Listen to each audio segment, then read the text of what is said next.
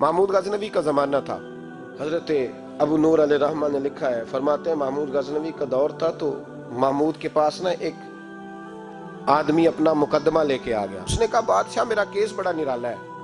بادشاہ سلامت نے کہا وہ کس طرح؟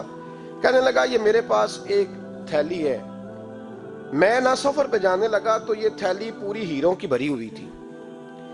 فلاں علاقے کے جو قاضی صاحب ہیں نا، میں جاتی دفعہ میں کہیں سفر پہ جا رہا تھا تو میں ان کے پاس چھوڑ گیا کہ رستہ لمبا ہے، کہیں کوئی مجھ سے چھین نہ لے، ہیروں کی بھری ہوئی تھی. کچھ دنوں کے بعد میں واپس آیا ہوں، قاضی صاحب نے مجھے تھیلی واپس کی ہے تو اس میں ہیروں کی بجائے کھوٹے سکے نکلے.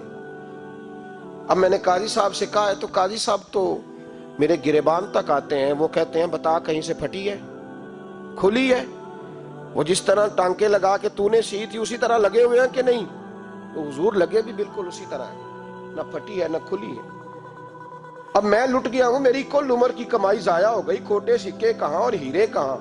تو مہربانی کریں اور آپ کی بارگاہ میں اللہ رسول کے نام پر حلف دیتا ہوں کہ میں ہوں بالکل سچا.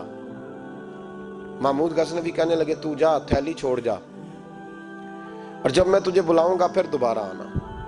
شخص چلا گیا. محمود غزنوی اٹھے، دربار برخاست کیا، لوگوں سے کہنے لگے چلے جاؤ، میں 3 دن کے لیے سیر کرنے جا رہا ہوں، 3 دن کے بعد لوٹوں گا. اکیلے جب رہ گئے نا محمود دربار میں تو محبوب نے چھری منگائی.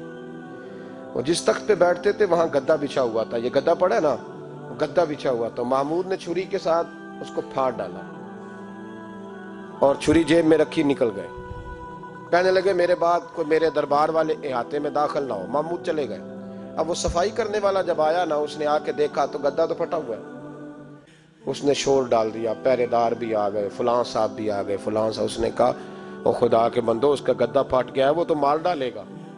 اس نے کہا تھا سوائے صفائی اور نگرانی والے کے دوسرا آئے کوئی نہ، اور یہاں آیا بھی کوئی نہیں. پہلے دن ہی پھٹا ہوا ہے تو لٹکا دے گا سب کو، کیا کریں؟ شور ہو گیا، سارے دربار کے ملازمین اکٹھے ہو گئے. ایک بندہ بولا، کہنے لگا فکر نہ کرو، میں کیسے بندے کو جانتا ہوں، اس طرح سیے گا کہ جس نے پھاڑا ہوگا اسے بھی پتہ نہیں چلے گا کہاں سے پھٹا تھا. ایسا بہترین رفو کرے گا کہ پتہ بھی. اس نے کہا یار ہم سارے 1 مہینے کی تنخواہ دیتے ہیں، 1 مہینے کی، تو بندہ بلا. وہ بلا لیا اس کو، اس کا نام محمد رفو گر تھا. وہ آیا، اس کو گدا دکھایا، اس کا یار اس طرح سینا پتہ نہ چلے. اس نے کہا فکر ہی نہ کرو. اس نے سیدھی اگلے شام ہی لا کے بچھا دیا گدا. تیسرے دن بادشاہ سلامت آئے، آ کے پہلی نظر گدے پہ ڈالی. اس نے بلایا سب ملازمین کو، کہا کس نے سیا ہے؟ کہا جناب کیا ہوا؟ کہا یہ پھٹا ہوا تھا. کس نے؟ کہا نہیں پھٹا ہی نہیں. وہ کہنے لگے بنو بت، میں خود پھاڑ کے گیا تھا، تو بتاؤ صحیح سیا کس نے ہے؟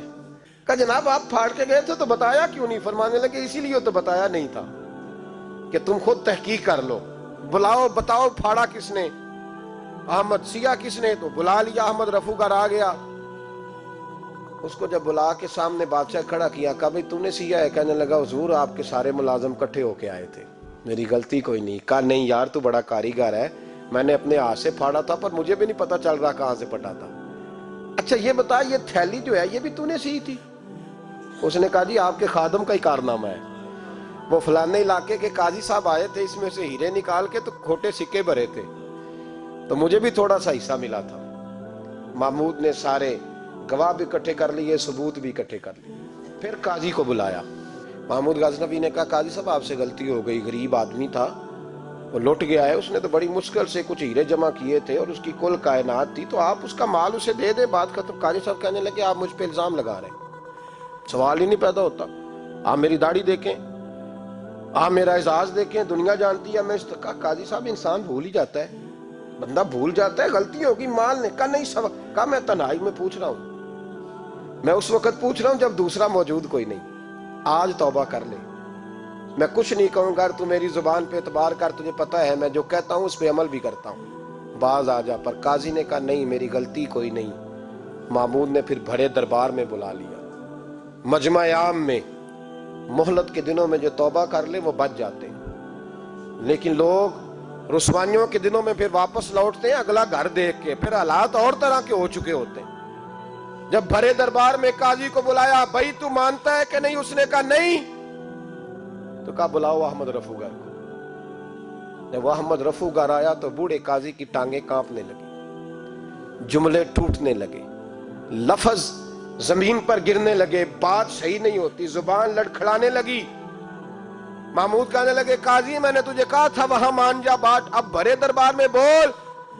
جب قاضی صاحب کی گردن خود بخود جھک گئی تو دنیا سمجھ گئی، کہا نکل جا میرے دربار سے۔ محمود بولے نکل جا، اتنی تجھے عزت دی، اتنی بڑی تنخواہ دی، قاضی بنایا، اور یہ تھوڑی سی رقم کے لیے، تھوڑی سی رقم کے لیے تو بددیانت ہو گیا، چل چلا جا، نکل۔ قاضی دربار سے نکلا تو لوگ لعنتیں برسانے لگے۔ کل جو دکانیں چھوڑ کے سلوٹ کرنے آتے تھے وہ کہنے لگے اس کی عمر دیکھو، اس کے کام دیکھو، دیکھو اس نے کیا کیا۔